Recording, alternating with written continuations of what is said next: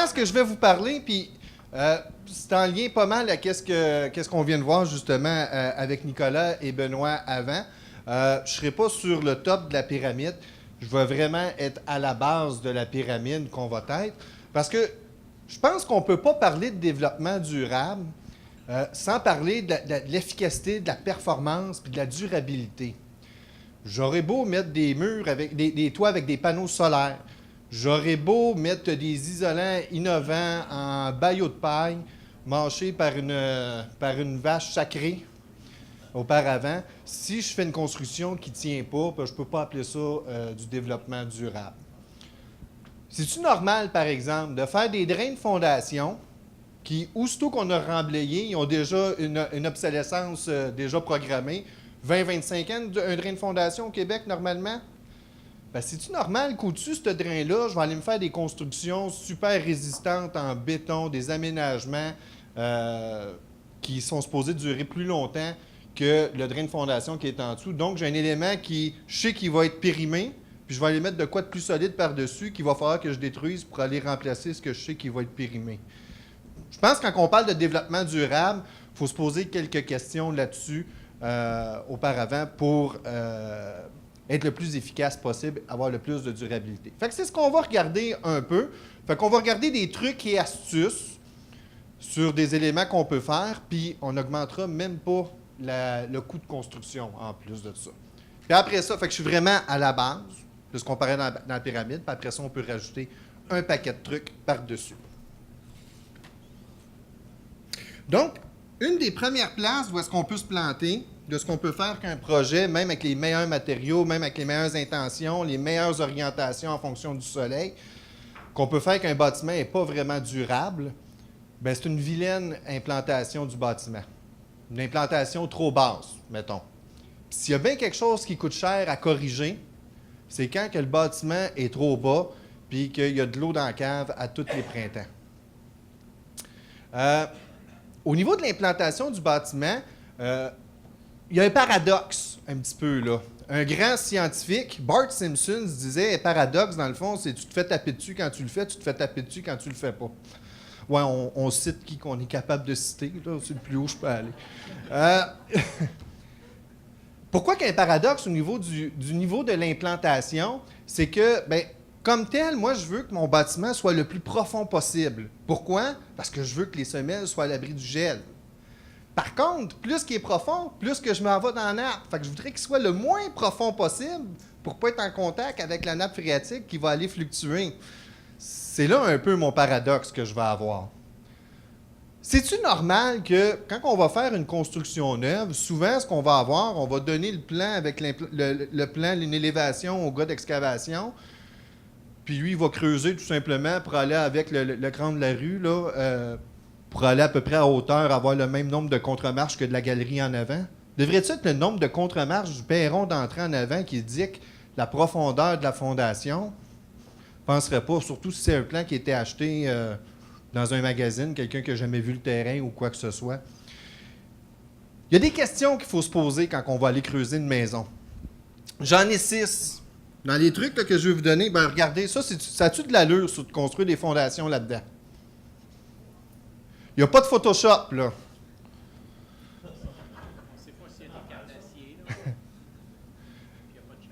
Il n'a pas l'air à mouiller ce matin-là.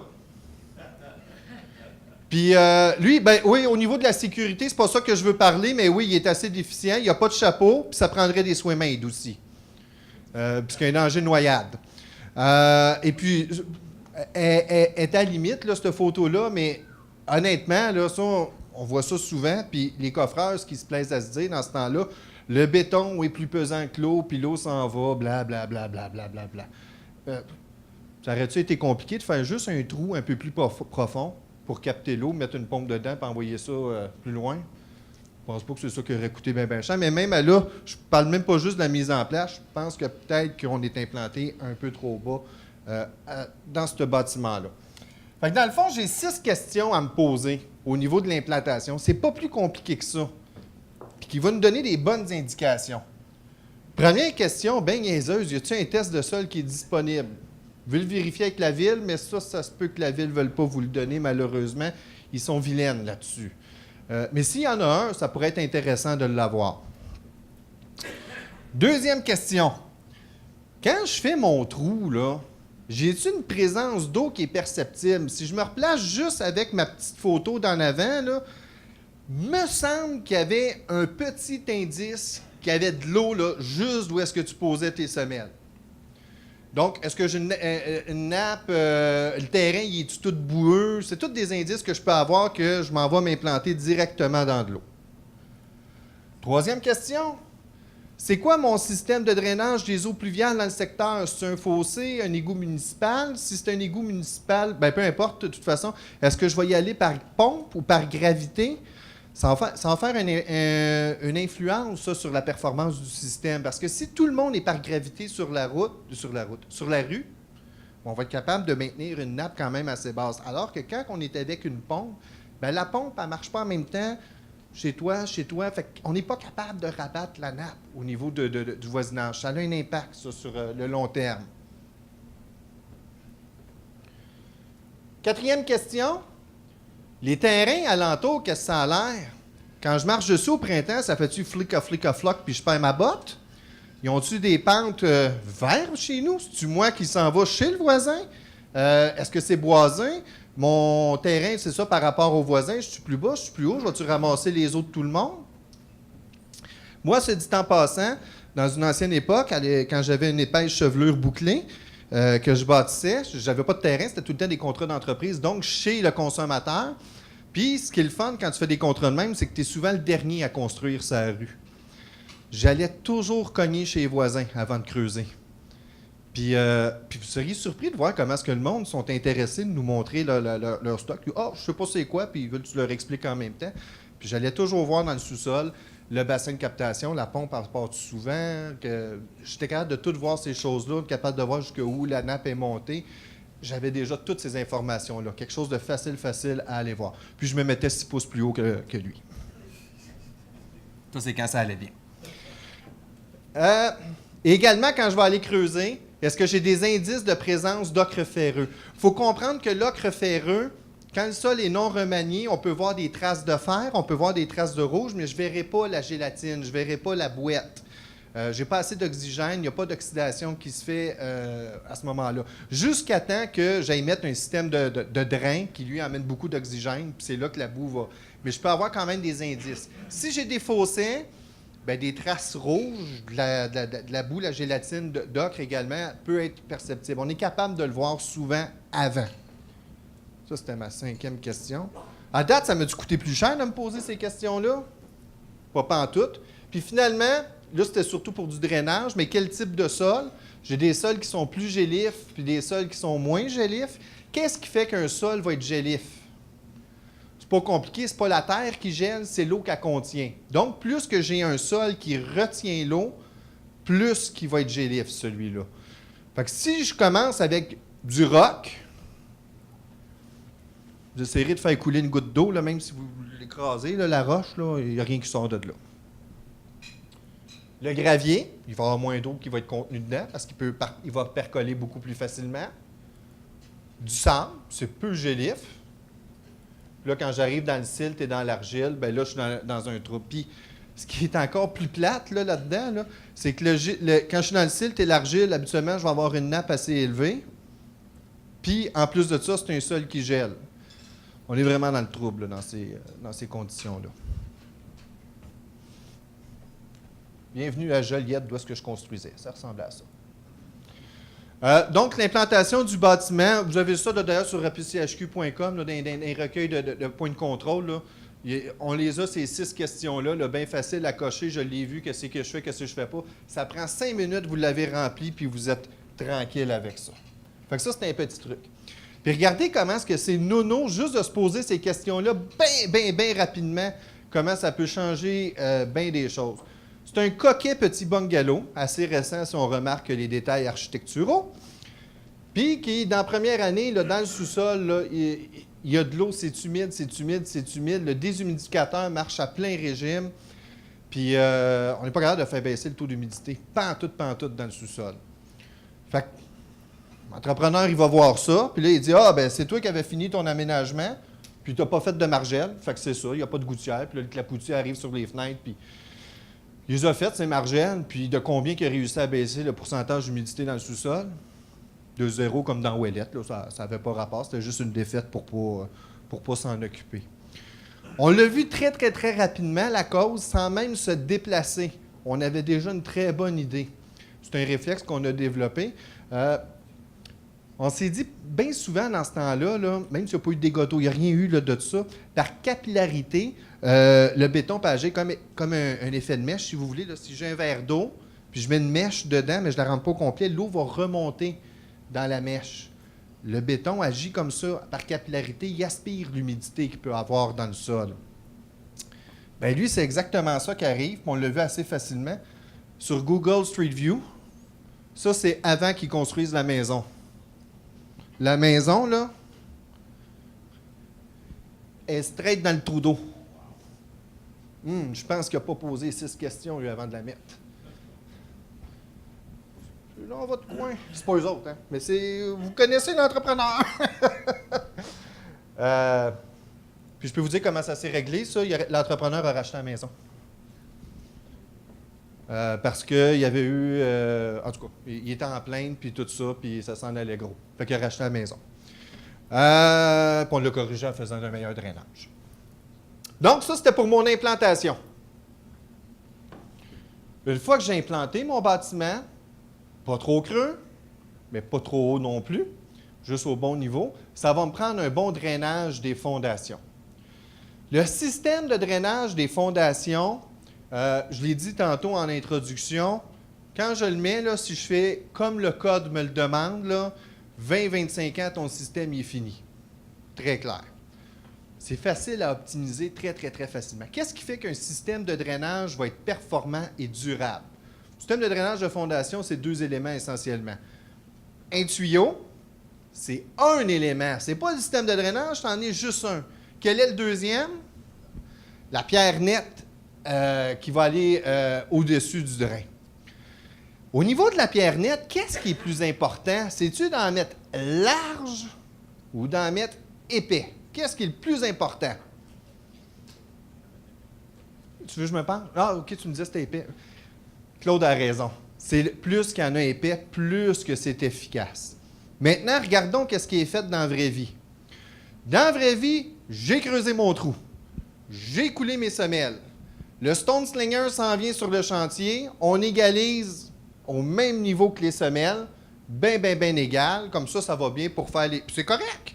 Puis là, comme ça va bien pour faire mes coffrages de murs de fondation.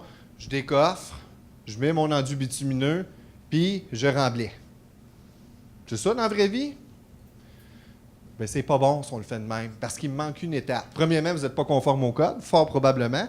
Puis deuxièmement, vous en avez mis probablement bien large. Mais au-dessus du drain, il y a combien d'épais de roche? On a commandé des semelles de 10 pouces. Ça se peut-tu, 10 pouces? Donc, il a pris un 2 par 10 pour faire les semelles, pour faire la forme. Un 2 par 10 qui mesure pas 10 pouces, 9 écarts. Puis il ne l'a pas rempli jusqu'au bord aussi parce qu'il va avoir la semelle bien de niveau. Fait qu'il se laisse de la place dans son moule à gâteau. Fait que, mettons, je vais être généreux, je vais vous dire que la semelle a 9 pouces d'épais. Mais je suis généreux. Elle a plus souvent 8 et 3 quarts, là, quelque chose du genre, là, mais OK. Mon drain a 4 pouces. Il me reste... J'ai 9 pouces de semelle. Si j'ai mis ça flush, 9 moins 4, il me reste 5 pouces. J'ai juste 5 pouces de pierre. Bon, premièrement, le code, c'est un minimum, puis le code, il m'en demande 6 pouces. Fait qu'en partant, j'ai même pas assez de pierre. Même j'en ai mis 3 km de large en avant, ça ne change pas grand-chose. Fait que ça, c'est le premier problème que j'ai. Fait que qu'est-ce qu'il fallait faire? Avant de remblayer, ça me prenait un pelleteux qui descend dans le trou, puis qui remonte la pierre au-dessus du drain. Par rapport de ça, moi, c'est important d'avoir de la pierre au-dessus du drain, au-dessus de la semelle. Parce que aussi, ça va me permettre de faire une autre chose qui est super souhaitable, c'est de casser la pression hydrostatique de l'eau au niveau de la jonction entre le mur de fondation et la semelle. C'est à cette place-là que la goutte d'eau, elle s'en vient et qu'elle s'en vient mettre de la pression indue sur le mur de fondation. La meilleure façon de casser ça, c'est avec les membranes Delta, c'est exactement ça que ça fait, mais la pierre fait la job également très, très bien. Donc, on en met par-dessus. Autre chose, souvent, pour protéger le système de drainage, on va aller mettre un drain dans un géotextile. Grosso modo, là, le tuyau qui est là, on le met dans un bas de nylon. Ça ressemble à ça. On se dit, les particules ne rentreront pas dans le drain. Ouais, mais le tuyau, c'est juste un élément du drain. Tu as protégé le tuyau, c'est bien correct, mais l'eau, elle ne se rendra peut-être plus dans le tuyau parce que le bas de nylon, surtout si on est dans le sable, va être colmaté par tous les petits grains de sable. Fait que c'est peut-être pas ça que je veux. Je devrais protéger plutôt ma pierre qui entoure le drain. Donc, de mettre une membrane anticontaminante qu'on va aller appeler au-dessus du drain. C'est d'aller l'abrier. Qu'est-ce que je peux prendre comme membrane anticontaminante? Ça peut être un géotextile, pas s'il y a de l'ocre, par exemple. Ça pourrait être aussi un polythène que je pourrais aller mettre pour le protéger. Donc, le polythène va faire quoi? Va empêcher les grains de sable de s'en venir avec l'énergie cinétique de l'eau, de s'en venir dans la pierre, puis de faire que c'est plus de la pierre nette. Là, avec un drain qui est protégé de même, on ne parle plus de 20-25 ans. Là. Puis plus que j'ai mis de la roche, plus que ça va être long avant qu'il soit déficient. Ça pourrait être sur n'importe quel chantier. On voit ça souvent. M'arrêter à 3 erreurs. Là. Premièrement, on peut voir que lui, au niveau de l'implantation, on s'en fout comme dans l'an 40. On est dans l'eau bien comme fond. Deuxième chose, j'ai un drain avec un géotextile. Ce qu'on ne veut pas, autant que possible. Ben, autant que possible. C'est possible certain, tu n'en mets pas. En plus de ça, le drain est collé directement sur la semelle. C'est pas au niveau de la performance que ça m'agace tant que ça, mais c'est pas conforme. Ça prend un 6 pouces de dégagement entre le drain et la semelle. Ça, c'est un minimum. C'est une prescription du code, tout simplement. Donc, drainage des fondations efficace. Ben, écoutez, on les a pas mal toutes, les ingrédients ici. J'ai un tuyau.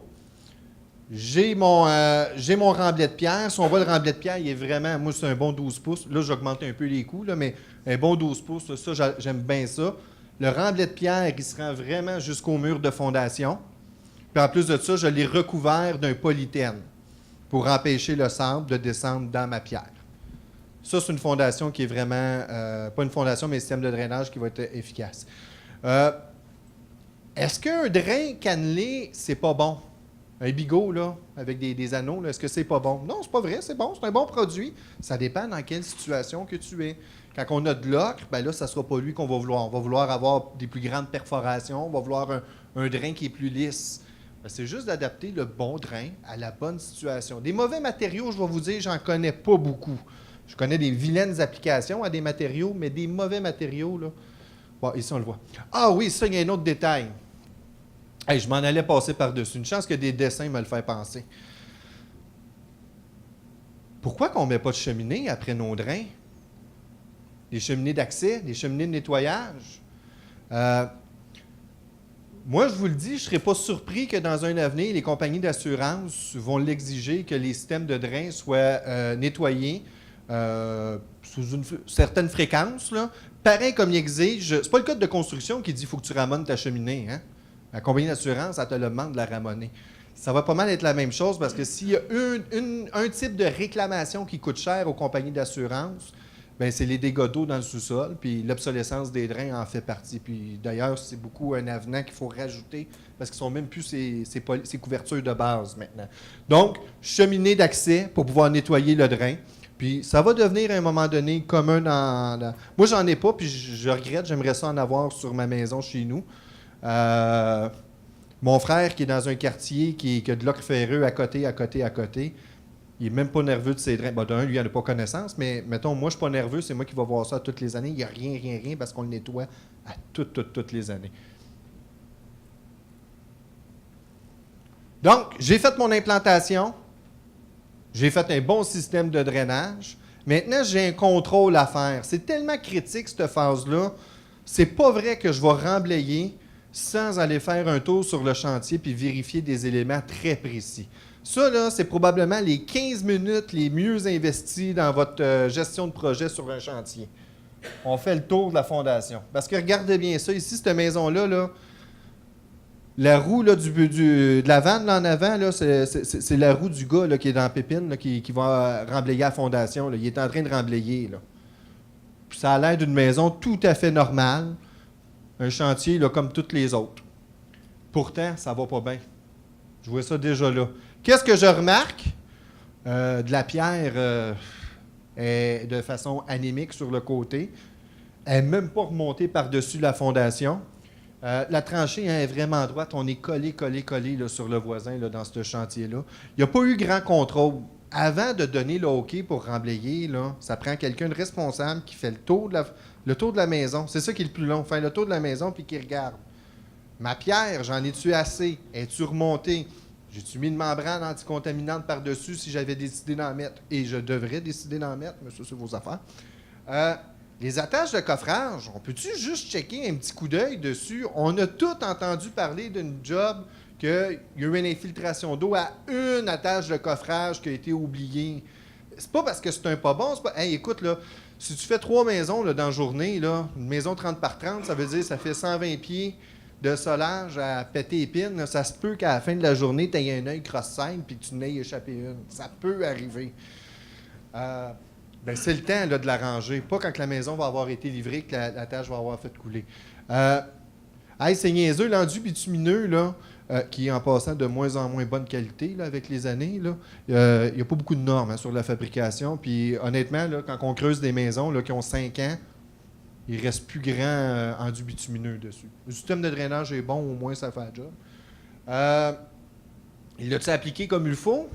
Lui, il en a mis généreusement. Lui, ça, j'aime ça. On voit l'accumulation à la jonction entre la semelle et le mur. J'adore ça. Parfait. Mais c'est pas toujours de même. Mettons qu'il y en a un qui voudrait que... Ça ici, qu'est-ce que je vois? Puis il y en a sur la semelle, ça va bien. Mais est-ce que vous remarquez dans le bas, il n'y en a pas d'enduit bitumineux? S'il y a une place que je voudrais qu'il y en ait, c'est là. Puis lui, il n'y en a pas. C'est-tu parce que c'est un épais? Non. Mais tout de suite, en voyant ça, je sais pourquoi il n'y en a pas dans le bas. C'est pas juste là, c'est partout. C'est parce que lui, il l'a mis au rouleau. C'est juste à cause de ça. Puis quand tu le mets au rouleau, s'il descend son rouleau jusque sur la semelle est pleine de cochonneries, puis son rouleau, il devient tout sale. Puis ça travaille pas bien. Fait qu'il arrête, puis il remonte. Puis il ne touche pas à la semelle. Fait que c'est le même, là, partout, là, tout le tour de la fondation. Là. L'entrepreneur, il n'a pas eu un rabais, hein? C'est pas au pouce carré, fait qu'il n'y a pas de rabais. Il a payé le plein prix, puis il n'y a pas de job à laquelle il aurait le droit. Encore là, on voit que la pierre, il en a large. Pour en avoir large, il y en a large. Mais le drain, il est quasiment déjà exposé là, en surface. Dernier élément, en dessous des fondations, le raccordement du bassin. Moi, personnellement, c'est pas tout le monde qui partage mon opinion, mais moi, j'adore quand il y a un bassin de captation. D'une part, parce que souvent, je vais faire des expertises, puis pour moi, c'est bien plus facile quand il y a un bassin. Je suis capable d'évaluer la hauteur de la nappe jusqu'où elle a fluctué. Ce que je veux surtout insister là-dessus, quand on est capable d'aller avec du par gravité, je préfère toujours qu'on puisse évacuer par gravité. Pourquoi? Quand est-ce qu'on manque d'électricité? C'est quand il y a des fortes orages, mettons, là, au mois de juillet, le début août. Là. Puis quand est-ce que j'ai besoin que l'évacuation marche le plus? C'est pendant la grosse orage. Fait que c'était un peu... oui, je comprends, il y a les pompes qui s'actionnent avec l'eau, ces choses-là, avec un petit débit là, de...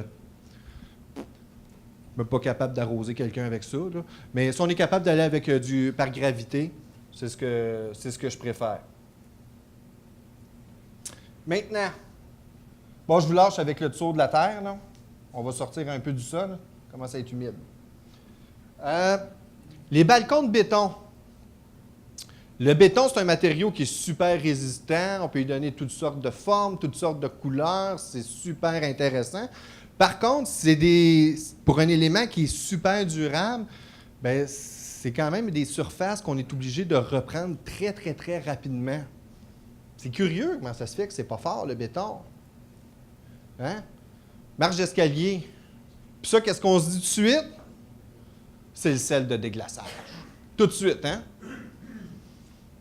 Il y a peut-être le sel, là, qui peut avoir accéléré le processus, mais je pense qu'il n'y a pas juste le sel qui est là-dedans. Puis c'est un petit peu plus dur à prouver qu'est-ce qui est. Il faudrait vraiment y aller, là, prendre des carottes et aller au laboratoire là-dessus. Je vais revenir avec les caillages dans pas long. Ça aussi, on a un joint froid. Hein? J'ai coulé mon mur de fondation. puis je suis allé asseoir ma dalle, ma surface de la galerie directement au-dessus. Hein? Fait que c'est un joint froid. Puis là, je m'en vais mettre un beau crépi dessus. C'est-tu garanti? Oui, c'est garanti qu'on va voir la craque. Fait que ça fait ça. Fait que, on la reprend à toutes les 2 semaines, on recommence le crépi à cet endroit-là. Bon, ça, c'est très facile à contrôler. Ça, c'est juste de la conception. Hein, ici, on le voit là, dans le fond, qu'est-ce qu'il croit. C'est exactement comme ça que ça a été coulé, là, la galerie, là, juste la diapo d'avant. Là. Hein? J'ai mon mur, mon écaille, mon mur de fondation. Puis je suis allé couler ma galerie au-dessus, là, exactement flush. Fait que la ligne là, qu'on voit là, est belle, puis on veut la garder. Fait qu'on va faire un crépi dessus, puis on va la revoir. Elle va réapparaître toujours. Pourtant, tellement facile à ne pas voir, ça. Comment? Le joint froid m'a toujours de l'avoir. Mais si, exemple, mon coffrage, je faisais juste le faire excéder ma marche et ma galerie d'1,5 pouce. Hein, au lieu de mettre mon mur flush, je me mets un morceau, là, un 2x4, un 2x6 sur le côté, puis je viens faire mon coffrage juste à côté. Ça va me faire une petite clé. Ça va me faire un petit excédent. Puis là, je vais pouvoir mettre mon crépi sur mon mur de fondation. Est-ce que la craque va être encore là? Oui, elle va être encore là. Sauf que si tu veux avoir, faut que tu te penches de même. Ben là, je n'aurai pas besoin de la refaire à toutes les années. Mais quand on pense développement durable, c'est de faire des affaires qui durent. Ça, c'est un détail qui va durer beaucoup plus longtemps. Aussi, si on remarque dans ce détail-là, l'image n'est pas super belle, là, c'est la lumière, là, mais les marges d'escalier, là, puis même le côté de la galerie, là, c'est acceptable, ça? Moi, je trouve ça beau. C'est quand même bien serré. Quand on fait la mise en place du béton, là, de le vibrer un peu pour éviter qu'il y ait des nids d'abeilles, des choses comme ça, bien, je ne suis pas obligé de mettre du crépi sur une contre-marche. Du crépi sur une contre-marche, ça c'est autodestructeur, là. Tu passes la pelle une fois, puis il est déjà toute défaite. Fait que tu avais mis du crépi pour faire une plus belle finition. Tu as payé plus cher pour une belle finition. Puis après une année, il est écaillé, puis ça allait du diable. C'est peut-être mieux juste de mettre un petit peu plus d'amour quand tu places ton béton, puis tu n'auras pas besoin de mettre de crépi dessus. Donc, au niveau des balcons de béton, ce qui est important, c'est les erreurs qu'on voit, là, l'écaillage, là, ma première photo, là, d'où est-ce que la surface était toute écaillée, là, c'était au niveau de la mise en place, qui était fort probablement la problématique. Ça me prend le bon béton. Pour mes galeries, là, vous savez, le béton, maintenant, c'est rendu, on a changé les classes, là, c'est R1, R2. Sauf pour les ouvrages les balcons, on est avec du C2 que ça prend. Fait qu'on n'a pas de béton de classe R, c'est du classe C2, qui serait du classe commercial à ce moment-là. Pour mon béton, je vais avoir besoin d'adjuvants. Le premier adjuvant que j'ai besoin dans celui-là, c'est de l'air entraîné, 5 à 8 %. À quoi qu'elle sert l'air? L'air va me créer des interstices dans mon béton. On va faire des petites bulles, comme une barre de chocolat aéro. Puis s'il y a de l'eau qui coule, qui s'infiltre dans mon balcon, quand elle va geler, l'eau, qu'est-ce que ça fait quand ça gèle? Ça prend de l'expansion. Bien, au lieu de prendre de l'expansion dans le béton, elle va prendre l'expansion dans les bulles d'air. Puis là, elle ne brisera pas le béton. Parce que le béton en compression, il est fort, mais en tension, il est facile à briser. Fait qu'on va rajouter de l'air occlus par rapport à ça. Par contre, c'est bien niaiseux, là, mais demandez donc à votre finisseur, quand il est en train de faire la mise en place, c'est une truelle de quoi qu'il y a? S'il y a une truelle d'acier, quand même que tu as payé pour avoir de l'air occlus, il est tout en train de défaire son réseau d'air. Avec de l'air occlus, c'est truelle de magnésium ou truelle de bois. Et prenez-les pas pour acquis qu'il le sait. C'est pas certain qu'il le sait. Pourquoi que, également, ce qu'on va utiliser, c'est important à ce niveau-là d'utiliser des superplastifiants quand on va aller le mettre. Parce que le béton, il n'est pas facile à malayer, surtout quand on va faire une job de finition, hein, qu'on va avoir un beau glaçage à la fin sur le dessus. On va y aller avec du superplastifiant et non avec de l'eau. Puis, je vais me mettre dans la gang qui peut s'induire en erreur là-dedans. On incitait souvent en disant que quand tu rajoutes de l'eau dans le béton, tu affectes le rapport au liant, oui, mais tu affectes à ce moment-là la résistance à la compression. Puis on n'est pas nerveux parce qu'on en a fait plein puis ça n'a jamais tombé par rapport à la résistance à la compression. C'est sûr, On coule toutes les fondations avec du 20 ou du 25, même du 25 MPa, puis le code, il me demande du 15 MPa. Fait que quand même que tu baisses ta résistance à compression, tu es tellement over-design qu'il n'y a pas de problème. Il n'est pas là mon plus gros problème quand je rajoute trop d'eau dans le béton. Mon plus gros problème, c'est que ça augmente la porosité du béton. Si le béton est plus poreux, ça fait qu'il y a plus d'eau qui rentre dedans. S'il y a plus d'eau qui rentre dedans, mon réseau d'air, mon air reclus que j'ai mis dedans, ben, elle vient saturer plus rapidement, puis mon béton, ben, à ce moment-là, va avoir une moins bonne résistance au cycle de gel et dégel. Juste à cause que j'aurais rajouté trop d'eau. Également, dernière chose, c'est la patience. On manque de patience quand on coule les galeries. Les galeries ou les ouvrages de béton comme ça dehors. Le finisseur de béton, là, souvent, il va être pressé de s'en aller. Fait qu'il va faire son dernier faut attendre que l'eau de ressuage. Quand tu places ton béton, il y a de l'eau qui remonte à la surface. Il faut attendre que cette eau-là s'en aille, soit par évaporation, que le béton soit capable de l'absorber. C'est l'eau de ressuage qu'on appelle. Il faut attendre qu'elle soit partie. Puis attendre, il y a juste une façon de faire, c'est d'attendre.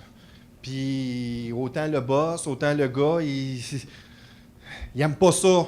Fait qu'est-ce qu'ils font? Ils repassent plus vite. Quand ils repassent plus vite, qu'est-ce qu'il fait? Ajout d'eau excessif. Même s'il n'a pas rajouté, la pâte qui est sur le dessus, il rajoute de l'eau dedans. Il délaye encore, ce qui va augmenter la porosité de mon béton, ce qui va faire encore de l'écaillage comme on vient de voir là, juste avant. Fait que, dans le fond, moi, de quoi je vous ai parlé là-dedans, qui pourrait augmenter le coût, mettons que vous ne mettez pas déjà de l'air reclus, on parle de 5$ du mètre cube. Fait que, un balcon d'entrée là, avec 2 mètres cubes, ça commence déjà à être pas pire. Bon, 4, on parle de 20$.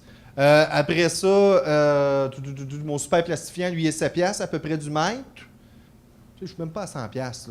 Là. Celui qui va coûter le plus cher, c'est la patience du coffreur. Pas du coffreur, du finisseur. Par contre, moi, en tout cas, j'ai un malaise qu'un gars me charge un extra pour faire la job comme il faut.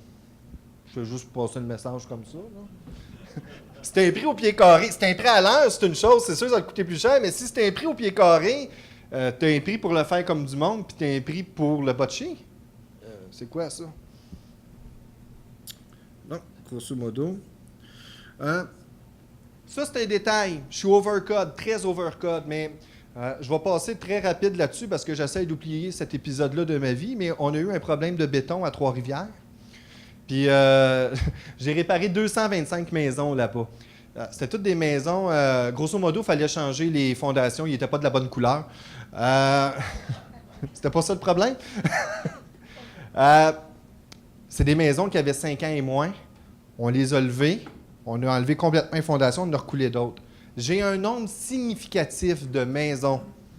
Pas toutes les maisons, pas 80%, mais un nombre significatif de maisons. Quand le perron de béton était coulé directement sur le Tyvek, bien, la solive de rive était pourrie.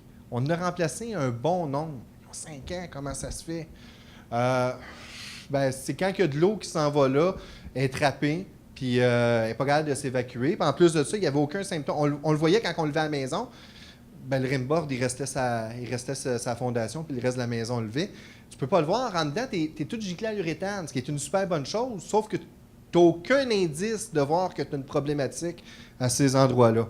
Fait qu'on vous a préparé un détail qu'on a, que d'ailleurs sur les fiches techniques là, dans notre recueil. Dans le fond, d'aller rajouter peut-être, au lieu de couler la galerie directement sur le Tyvek, peut-être juste de mettre une membrane de drainage. Une Delta MS, une Platon, là, peu importe, qu'on s'en vient mettre là, comme ça, l'eau, qui s'en va, qui part d'en haut et qui s'en va vraiment le dépasser dans le bas, comme ça, la goutte d'eau qui s'en vient ici, elle ne restera plus trappée, puis elle va aller couler dans le remblai de sable juste en dessous. C'est pas une affaire au code, mais quand on parle de développement durable, il faut que ça dure. Détail à ne pas faire quand il y a une chambre froide en dessous. Parce que ça va couler dans la chambre froide. Là, on va y aller. Chambre froide, de toute façon, on est capable d'éviter. C'est-tu si payant que ça, faire des chambres froides? En tout cas, ça coûte cher en call de service. Là. Être capable d'éviter ça, là, c'est une bonne idée. Ce serait une bonne idée. Ben là, lui, on va être obligé de membraner là, vraiment là, comme il faut. Hey, en passant, quand on pose la membrane, là, c'est pas, on dit une membrane autocollante, là, mais c'est pas si autocollant que ça. Hein? Ah, regardez plus là, je n'ai pas une peu de l'air. Membrane autocollante, là, ça me prend d'une part un après. Ben, pour celles qui les ont, c'est pas toutes, là. Je voyais qui se tapent, là. Pas toutes, mais celles qui prennent un après, ça prend un après, il faut le mettre. Ça, c'est comme de vouloir coller de l'arborète avec de la colle contact, mais de mettre de la colle juste sur le panneau, pas sur le substrat. Ça collera pas, là. Ça prend sur les deux. Bon, mais quand je parle de les membranes élastomères, ça prend les deux. Puis en plus de ça, rouleau maroufleur. Il faut vraiment avoir une pleine adhérence. Ça veut dire, je mets ma membrane, puis je prends mon rouleau, puis je passe dessus. C'est pas bien long, mais il faut le faire. Il faut qu'elle soit en pleine adhérence. La main, c'est pas assez, parce qu'il reste de l'air de pris dedans. La main, ça pourrait être une truelle, là, mais il faut vraiment passer le rouleau maroufleur. Tu te passes de là, comme ça. Parce que je me suis pogné avec le gars de chez Rona l'autre fois. Parce qu'il vend les rouleaux de membrane, puis il vend la colle, puis il n'y a pas de rouleau à côté. Il demande, il est où le rouleau? Ils n'en ont même pas dans le magasin. Bien là, ça va avec. Tu peux pas... quand j'achète du gyps, tu es supposé être capable de me vendre les vis. Fait que ça devrait être la même affaire. OK, j'ai fini, je reviens. Bon, je me suis gardé le meilleur pour la fin. La chose la moins déficiente qu'il y a sur la Terre. Non, les solins. Tantôt, Linda l'a dit, je suis au CNRC à Ottawa sur le comité des petits bâtiments, puis j'ai compris des choses là-bas. Au niveau, quand on a des réglementations, des nouvelles exigences au niveau des codes, essentiellement, il y a deux lobbies qui viennent en faire. Les pompiers, je vous dirais particulièrement les pompiers de Calgary. Quand il y a des exigences incendies là, qui changent à tous les fois, c'est pas mal eux autres, là, ceux là, qui font des demandes. Puis les deuxièmes qui font beaucoup de demandes de changement, les compagnies d'assurance, qui en demandent beaucoup. OK? Et où le problème? L'eau. Ah, OK. L'eau. OK, parfait. C'est quoi le problème avec l'eau? Rentre par les fenêtres. Ah, OK. Là, on regarde, OK. OK, solin, ça prend des solins. Fait que là, c'est ça qu'on se dit au CNRC, ça prend des solins. On regarde nos exigences de solins. Ah, OK, on en demande déjà. Nos exigences ne doivent pas être assez élevées. Rajoutons des choses. Puis, il y en a qui disent, hey, on pourrait rajouter des ailettes. Ah, ouais, on retient ça, on va mettre des ailettes. Il faut les faire, les solins à ailettes, là. Mais tout ça pour dire qu'on ne s'est jamais demandé, c'est-tu parce que la prescription n'est pas bonne ou c'est parce que le monde ne le font pas, ces chantiers? Malheureusement, je suis obligé de dire, en tout cas pour le Québec, c'était souvent, les gars ne posaient pas les solins comme du monde, ces chantiers. C'était posé comment, les solins au-dessus des fenêtres? Le gars de Roff a mis son pare-pluie, son taille-vec, il a mis ses forens, puis le gars de revêtement, c'est lui qui pose les solins. Fait qu'il prenait son flashing, puis je ne suis pas capable de le mettre en dessous de la forens, je le cloue sa forens. Un solin, c'est quoi que ça sert? Ça sert à prendre la goutte d'eau qui a traversé le revêtement extérieur, puis de le sortir en dehors de ton enveloppe. Bien, si je l'ai mis par-dessus ma forens, la goutte d'eau qui a traversé, elle s'en va où? Bien, elle glisse entre le solin et le taille-vec, puis elle coule en dedans. Ça, là, ceux qui m'ont déjà entendu, vous l'avez déjà entendu, là, mais je trouve tellement que c'est la meilleure image. Là. Mettre un solin par-dessus des forens, c'est aussi innocent qu'avoir un imperméable et me rentrer dans les culottes. C'est aussi niaiseux. Vous y repenserez. Donc, mon solin, les prescriptions, c'est ça. Il faut vraiment qu'il soit derrière le pare-pluie, qui va être ma membrane. Il s'en va en arrière. Puis là, quand la goutte d'eau va passer, là, il va pouvoir le prendre puis il va pouvoir évacuer. En passant, quand on comprend qu'un solin, ça sert à évacuer l'eau, on comprend que ce n'est pas nécessaire de faire un joint de caulking entre le revêtement et le solin. Parce que ça, c'est ce que je veux pour sortir l'eau. Puis si tu mets un caulking là, ben tu mets un bouchon exactement d'où est-ce que je veux que l'eau sorte. C'est contre-productif. Fait qu'on sauve de l'argent, là. On sauve du caulking puis du temps un peu. Donc, les solins, partout où est-ce qu'on a des jonctions entre les divers matériaux, ben, ça va prendre au-dessus des ouvertures, toutes ces choses-là. Ça nous prend des solins. Donc, grosso modo, je ne sais pas si je suis dans mon temps, je ne vais pas checker partout. Grosso modo, ce que je suis venu vous présenter, je n'ai pas venu parce que il y a d'autres gens là, qui sont ici qui sont beaucoup meilleurs que moi avec les nouvelles méthodes de faire en développement durable, toutes ces choses-là. Joël tantôt, entendu Nicolas tantôt. Benoît. Il y en a qui ont plus d'expérience aussi, Jean-François. Ce que je voulais vous rappeler, c'est qu'on ne peut pas faire du développement durable si on fait des jobs qui ne durent pas. On aura beau avoir le meilleur concept, si ça ne dure pas, bien, ça aura juste duré le temps que tu vas l'avoir mis. Ça va juste avoir fait le temps que ça va avoir été beau, tout simplement. Donc, je vous ai donné des trucs en gestion. Je vous en ai donné en exécution, notamment avec le béton qu'on a parlé. Je fais un petit tableau ici. En implantation du bâtiment, juste au niveau de la gestion, on ne parle même pas d'argent de plus. Juste en vérifiant nos choses, on est capable de faire des bâtiments beaucoup plus durables. Au niveau de l'exécution, au niveau du drainage, à mettre plus de pierres, des cheminées de nettoyage, puis si on est capable d'y aller par gravité, ça c'est en exécution. 3 trucs que je vous donne. En gestion, de vérifier avant de remblayer. Ça, je vous le dis, c'est 15 minutes les mieux investies sur votre chantier en gestion. Au niveau des ouvrages en béton, exécuter des tailles qui vont limiter la détérioration, comme exemple que je vous ai montré là, de prolonger un petit peu les marches et les surfaces. Vérifier les bordereaux de livraison. Ils vous parlent, les bordereaux de livraison de béton. Je veux savoir quelle quantité. Je le sais que vous n'êtes pas nécessairement à côté puis dans les culottes du livreur, mais regardez la quantité d'eau qu'il rajoute après. Est-ce que c'est interdit de rajouter de l'eau dans le béton? Non, on veut le dire. C'est pas interdit. Il n'y a pas de problème avec ça. C'est les ajouts d'eau excessifs. Ben, dans le fond, c'est quoi l'eau que j'ai le droit de rajouter là, dans le béton? Là? Juste pour vous résumer là, bien vite, là, qu'on s'entende toutes. Là. Le béton, c'est un mélange de 4 ingrédients. Du sable, du gravier, du ciment et de l'eau. Toute la gang bien quantifiée. Ils mettent tout ça dans le camion, on mélange tout ça, il s'en va au chantier. Le temps que le camion parte du plan, se rende au chantier, il y a moins d'eau. Il n'y a pas moins de roche, il n'y a pas moins de sable, il n'y a pas moins de ciment, mais il y a moins d'eau. Pourquoi qu'il y a moins d'eau? Il y a de l'eau qui s'est évaporée, puis en plus de ça, les roches qu'il y a dans le béton, bien, ils ont absorbé une quantité d'eau aussi. Puis cette eau-là, à ce moment-là, ne travaille plus dans le mélange. Fait que c'est pour ça que le béton il est plus raide qu'il était supposé. L'eau que vous avez le droit d'ajouter en chantier, c'est simplement la quantité d'eau requise pour réatteindre le ratio au ciment que vous aviez droit au départ.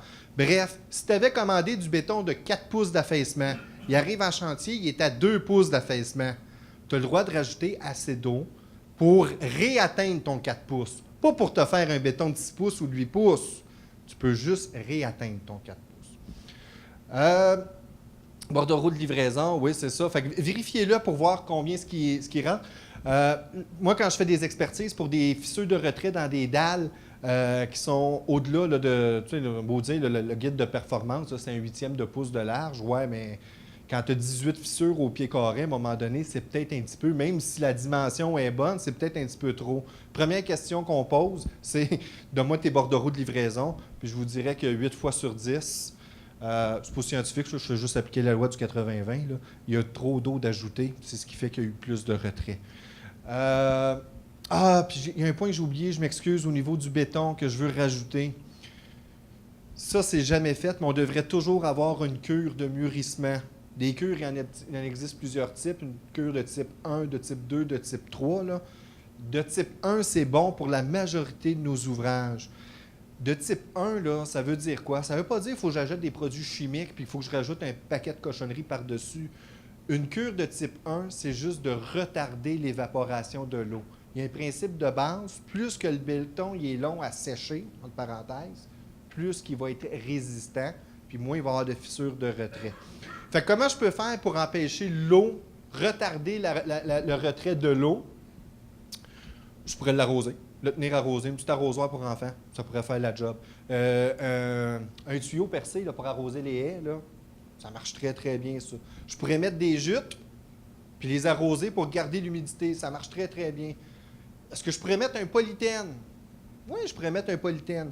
Le polythène, par contre, je l'aime moins quand il fait trop chaud, parce qu'il peut faire un effet de serre. Puis dernière chose que je veux dire par rapport au queue de mûrissement, souvent, on se dit il n'y a pas de soleil, fait que c'est pas grave, j'ai pas besoin de faire de cure.